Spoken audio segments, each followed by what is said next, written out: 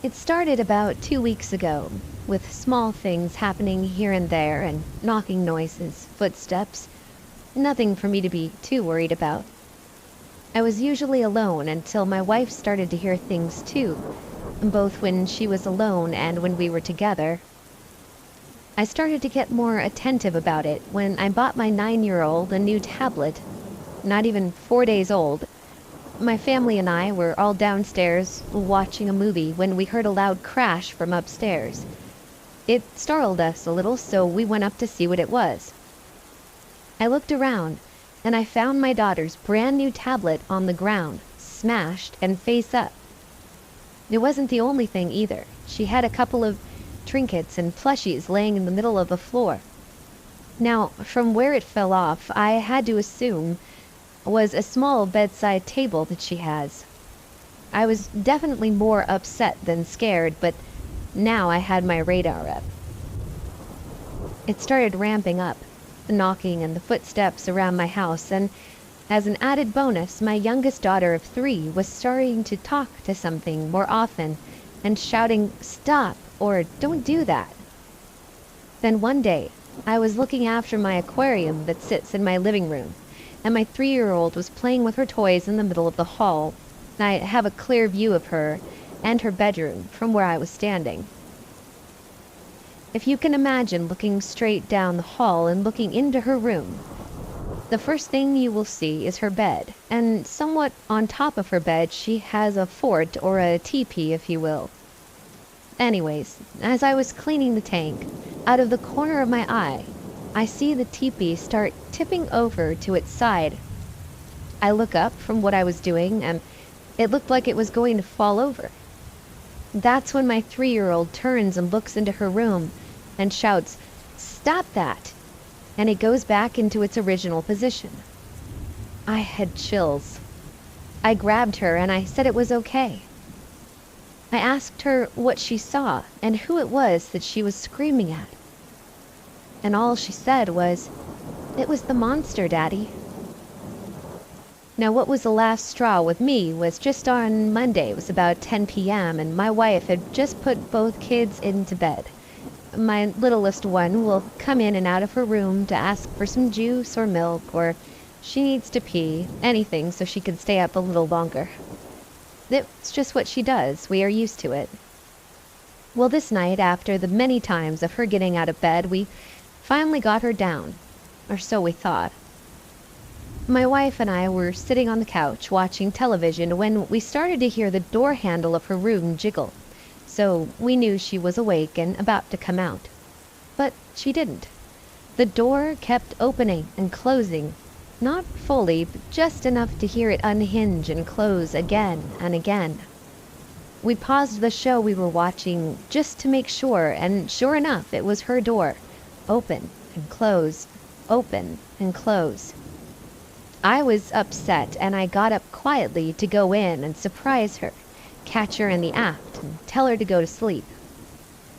As I approached the door, I can clearly see it, so I timed it to when it would be back to the open position, so all I had to do was push the door. It was not my daughter the door flung open, and my daughter was in bed covered in her sheets, and she looked at me. I was stunned, to say the least, and at that moment I knew it wasn't her. I asked her, "Were you playing with the door?" I knew it wasn't her, but I wanted to see what her response would be. And she tells me again, "It was the monster, Daddy." She slept in our bed that night.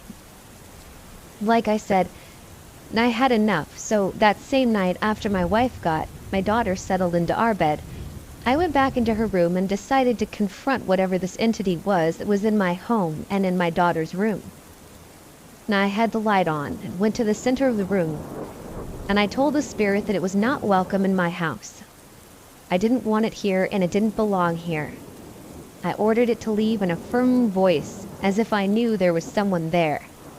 I was not scared, just upset about this whole situation. As I was speaking, the lights in her room started to flicker on and off.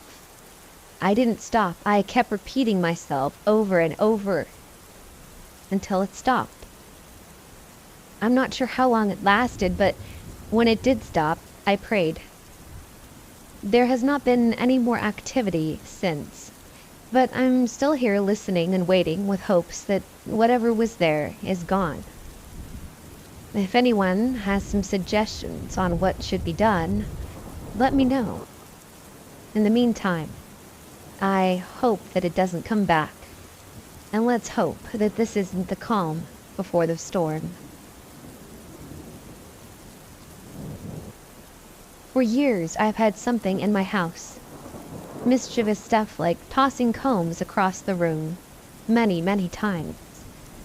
Toothpaste gets tossed and squirted, so the lid was removed and then smashed.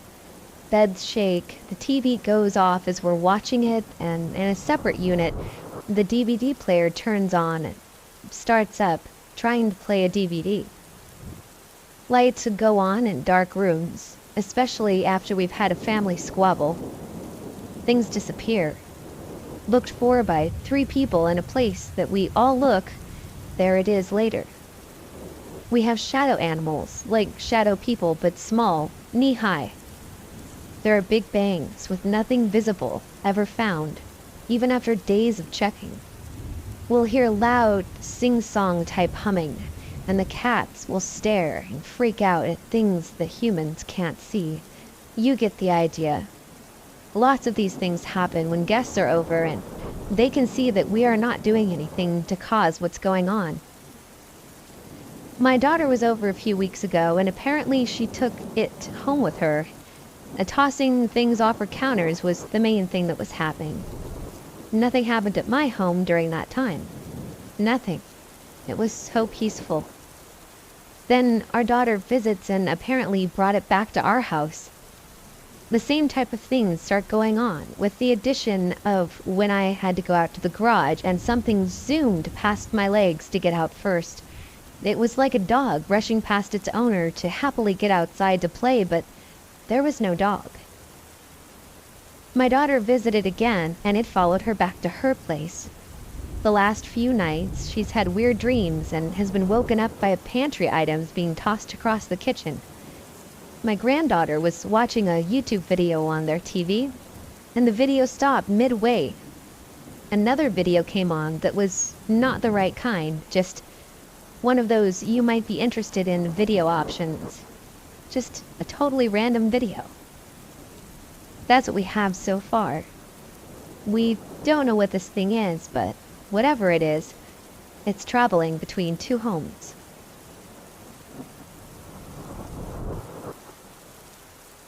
I've been recently thinking about something that's been a mystery to me for quite some time. I've always chalked my experience up to being a haunting, and I'm still convinced that it was, but I would like to see if other people agreed, or if there was an explanation to my experience. A little backstory to myself before getting super into the story. I've been diagnosed with PTSD, panic disorder, OCD, and bipolar.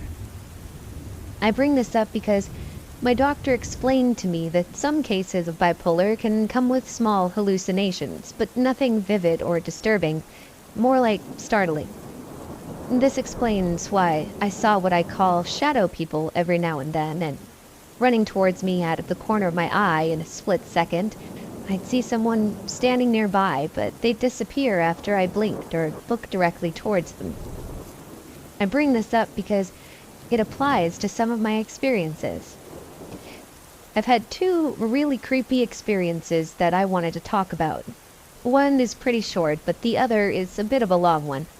I'll start with the long one first, since it impacted me the most. When I was 13, I was going through a lot. My mom was abusive. I only realized years later how fucked up she really was with me, but really good at covering it up. Her boyfriend at the time was abusive as well, but not nearly as clever as my mom, so all my hate went towards him, even though my mom was doing the more fucked up things. We were moving out of my hometown for a reason I can't remember, to a town nearby. One where I didn't have to change schools, since I really didn't want to, and the drive wasn't very long. We looked at a small trailer-like house in my grandma's neighborhood. The person showing it to us opened the door, and what should have been a red flag at the time, it was a complete disaster. The people who lived there before completely up and left, leaving all their things behind, even their dog, who was incredibly sweet and beautiful. There were small roaches everywhere. The dog was super skinny and covered in fleas. When we asked the lady to show us the place, she said that she didn't know why these people left everything behind. I didn't know what it was about the place, despite that ominous sign, but I felt compelled to be there, with its roach infestation and all. I told my mom I didn't sense anything bad about the place. I had this sort of sensitivity to things that told me if something was wrong about where I was, something that saved me a couple of times before, so I grew to listen to it, but nothing was coming up, so I figured it was fine. Skip to a couple of weeks after moving in, and things got bad, fast. My mom and her boyfriend were constantly yelling at each other and throwing things, while I curled up in bed with the dog that was abandoned at the house that we adopted into our lives.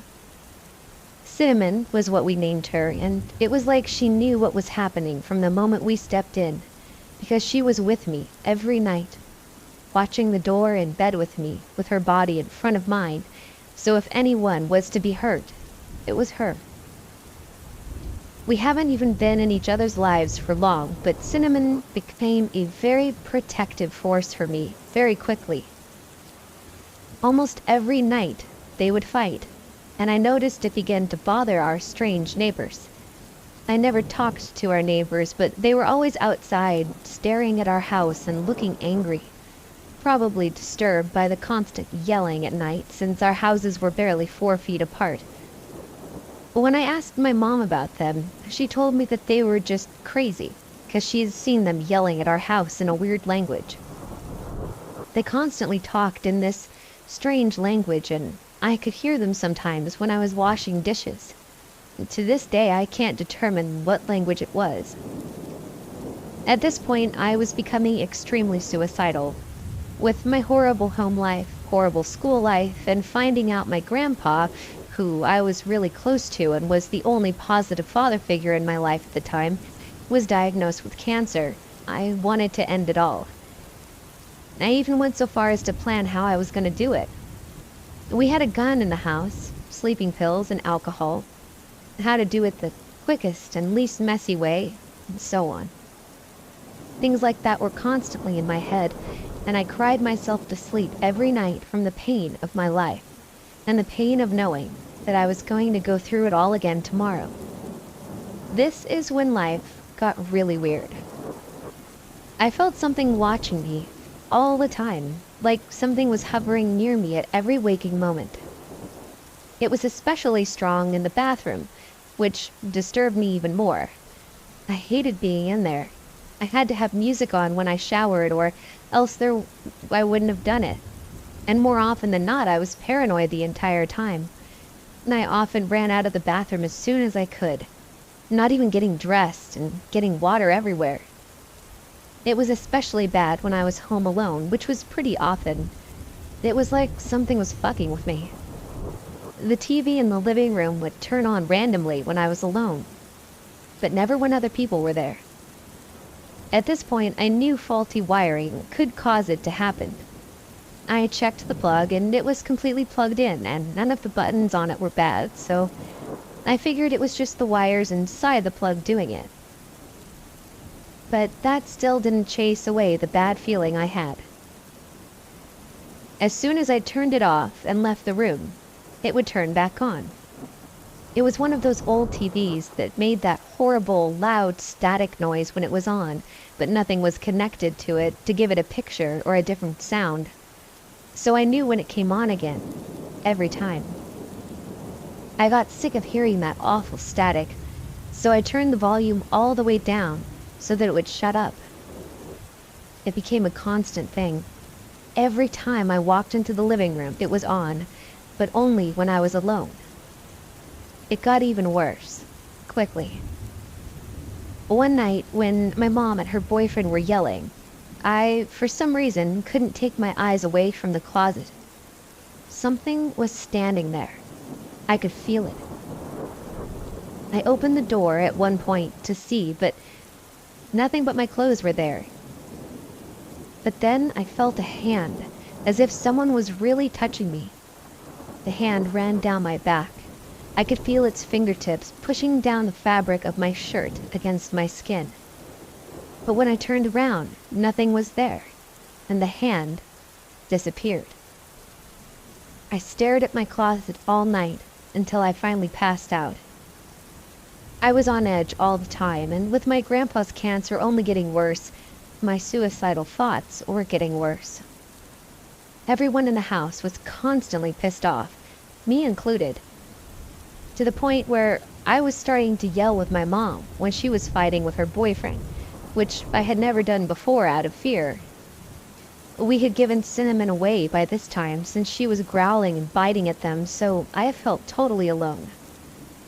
There was this strange smiley face that was on my wall the day we moved in, one that often drew my eyesight when I walked into my room. Little kids had been in my room before we moved in, and it was damn near impossible to get crayon off the walls, so I left it there. It looked like a regular smiley face, except one eye was closed, like it was winking, but it was extremely crooked. I just thought it was creepy for some reason and left it at that. At most, looking at it when I entered my room and getting a bad feeling about it is all that happened. Suddenly, I started seeing it in the bathroom. It happened twice, both times I took a shower.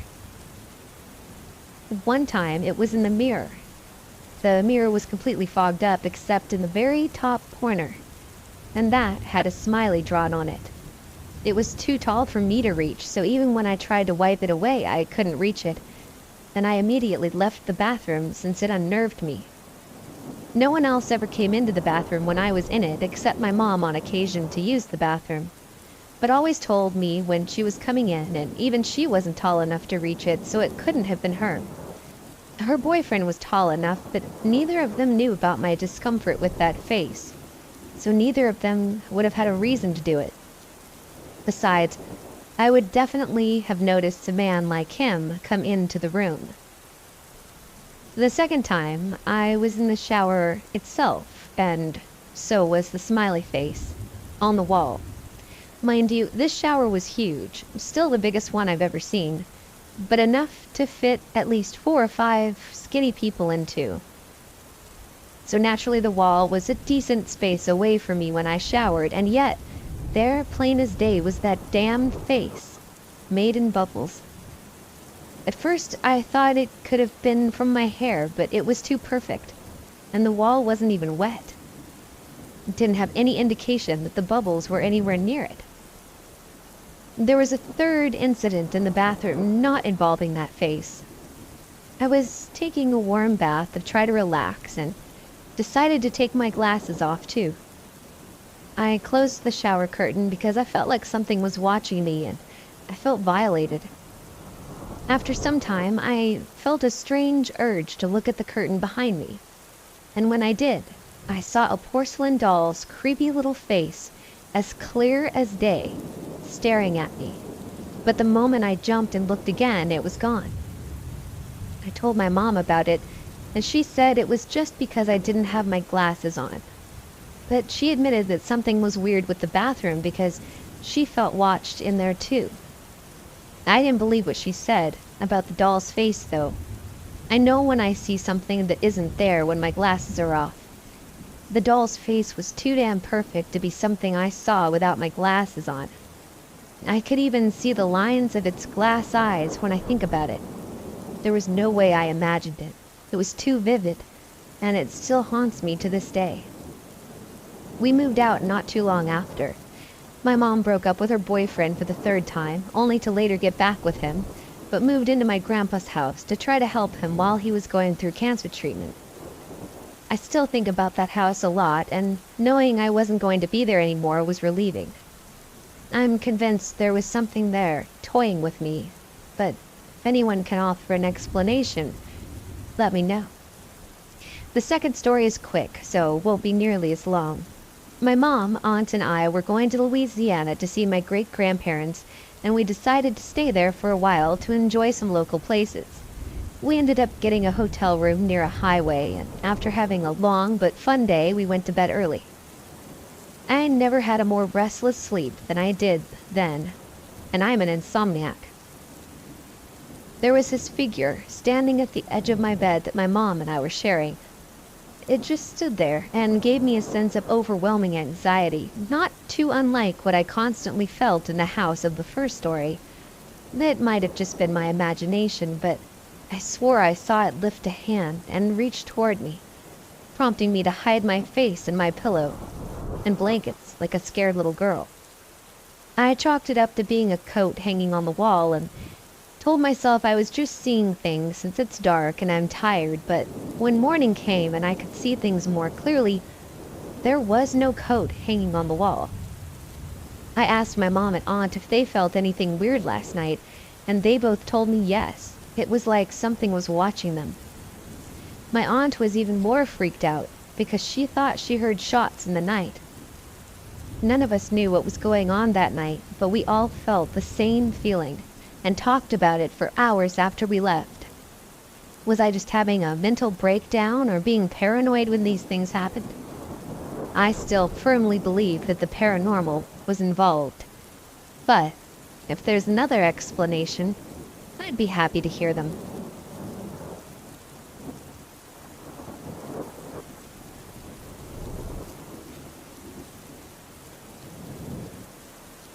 I was transitioning over from part-time retail hours to full-time third-shift job, and had a week to alter my sleeping schedule accordingly. Nearly every day I failed, laying down just to rest my eyes and completely falling asleep. You'd think I'd have learned after the first few times. Nope. Unfortunately, I only had a day left at this point. I knew if I didn't succeed this last night, I'd be in for a world of tired when I began the job. But again, I laid down just to rest my eyes halfway through the night like an idiot when I got just a little tired. I wasn't exhausted or anything. I was already a night owl, but before I could even relax or close my eyes, I heard footsteps coming up the stairs. Our house is over 140 years old, so every time someone moved in it, you could hear them. But there was one problem. My father was at work.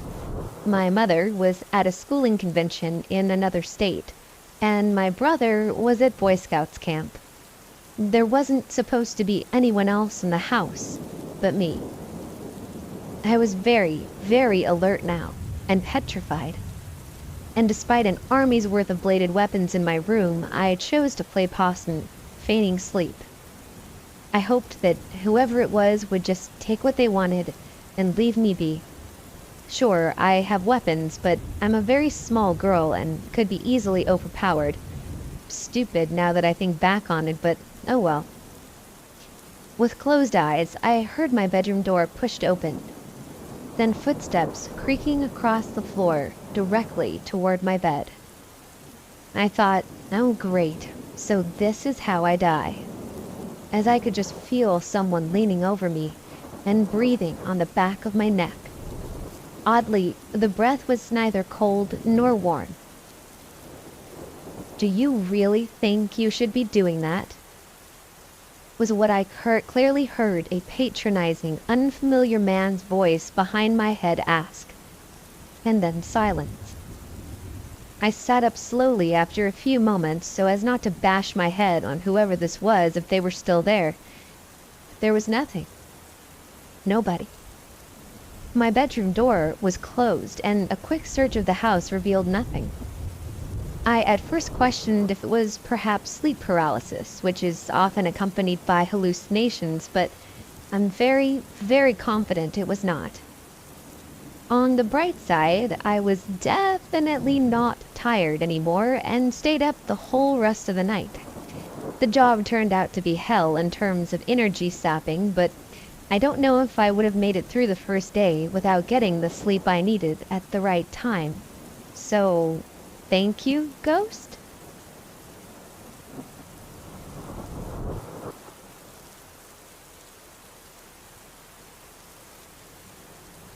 One night when I was around 16 or 17 years old, about 12 years ago, I suddenly woke from my sleep and immediately sensed that something was off. I saw the clock and it was around 3:30 a.m. Not thinking much of it, I was just gonna roll over and try to go back to sleep. That was until I realized that I couldn't move. I was laying on my back and just felt a huge surge of panic rush through my body. This had never happened to me before, and I had no idea what sleep paralysis even was at the time. I was trying to kick my legs, wave my arms, scream out for my parents, but no luck.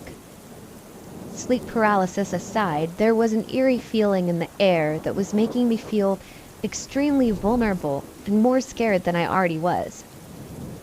In the midst of my internal panic, I felt my left arm slowly start to move, but I was not the one moving it. It started to move towards my face, and I was trying to use all of my non-existent power to try to stop it. As it slowly started going towards my neck, I remember trying to scream for my parents, but it was just me screaming in my head. Then my own hand started choking me, and I had no way of stopping it. I couldn't move, couldn't scream, just kept thinking, I'm about to die right now. Growing up, I was raised in a Christian household, so my first thought at the moment was it could possibly be a demon. I remember repeatedly praying over and over again in my head for the Lord to protect me from this evil. After about 30 seconds, I'm assuming it was, but it felt like forever, my hand let go, and I could breathe, move, and speak. I was too terrified to move, let alone leave my bed to go to my parents' room. Until I was able to fall back asleep, I wrapped my arms under the blankets so tight so they weren't exposed. That was one of the scariest things to ever happen to me, and to this day I don't sleep with my arms outside the blankets, no matter how hot I am in the bed. What do you guys think it could have been? I haven't had anything like that happen to me since, and I hope that remains the case.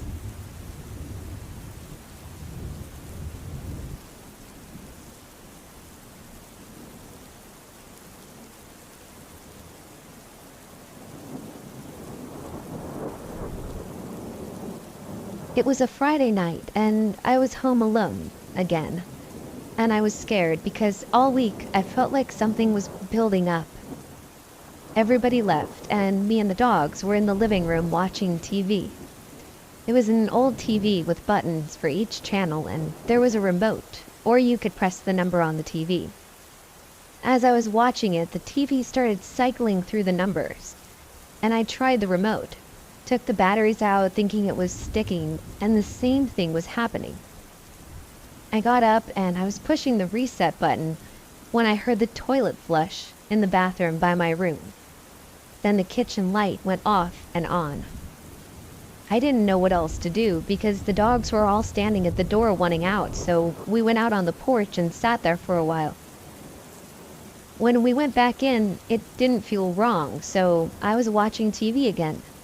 And then it started again.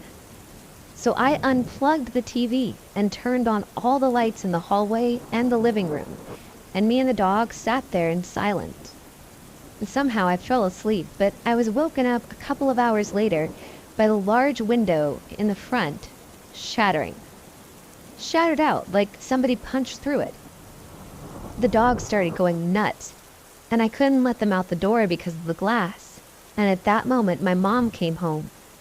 I got my ass handed to me again over something I didn't do, and when I told them what happened, nobody believed me. No one believed about the glass, and I had to muck the horse stalls to pay for the window. That house was just bad, because when we moved in, the sleeper sofa bed fell on my arm and almost broke it. I fell through the only bad board on the porch, and the pool deck same way. My mom fell in the dry pool and broke a back rib. Something was in the woods, on the horse lot, and it always made me feel like dark and terrifying, even in the middle of a southern summer. Things were just wrong, and they still are.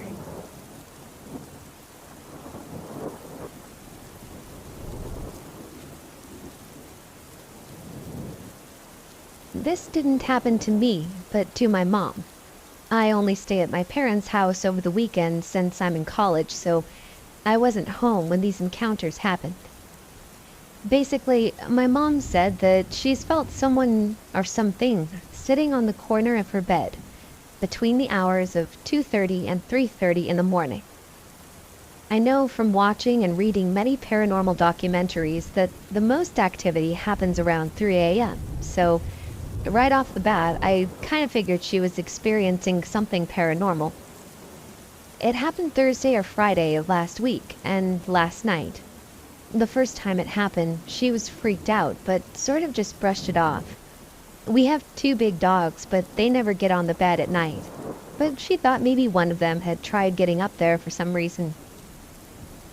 The second time she experienced this, she quickly turned her phone flashlight on to see if it was one of the dogs, but they were both sound asleep on the floor. As she was falling back to sleep, she felt something tug the corner of her blanket, the opposite side of where my dad sleeps, so it wasn't him. My mom is definitely not one to make things up, and although my dad has not seen or felt anything, it's very plausible that there is a presence. My sister, who still lives at home, said that she sometimes feels presences in her room or in the basement, but hasn't experienced what my mom has.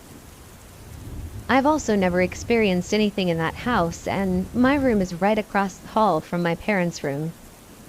I just thought it was worth sharing, since it's happened to her twice now.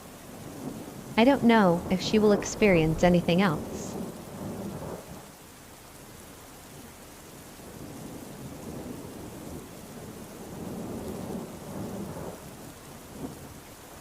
I was living in a huge house in suburbia by myself a few years ago. I had 2 cats, very little furniture, and spent most evenings reading. It was dusk, and I was on the couch, reading, and I heard something at the front door. I went to look, and was standing in the foyer, looking toward the front door. My cat, who is a large Maine Coon, and the most chilled-out cat you've ever met, was at my feet. Then, I felt it. A presence immediately behind me. You know how you can feel that someone's behind you, really close? I didn't hear anything, but I felt it. It was this coldness, and I had a strong feeling of bad. Every instinct I had was screaming, "Don't turn around. Don't look at it." I tried to see out of the corners of my eyes, but all I could catch was sort of a fluttering black, like a cloak or something. And that's when I heard it. My cat was hissing, facing me, and whatever was behind me. Full mouth, open so you could see all the teeth, hissing. Her entire body was bushed out, back arched. I had never seen the cat like that before. He was freaked. He continued hissing for a minute, and then suddenly, whatever was behind me was gone. I felt it go. My cat calmed down, and it was over.